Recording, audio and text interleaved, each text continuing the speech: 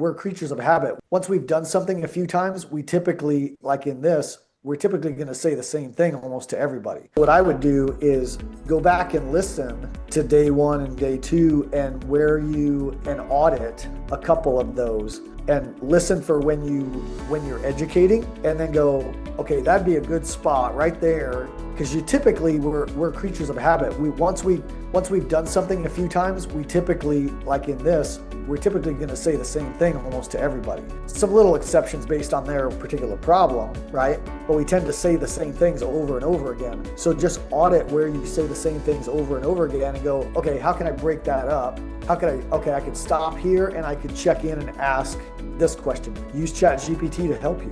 You could even just do what I just said, like upload the recording to ChatGPT and go, hey, here's what I typically, this section you'll notice, like you have to upload the transcript, I think. But this section here, I go on a lot of education here. Where would be some good times where I could break it up and ask the patient a question for understanding? Like I educate and then I quiz them.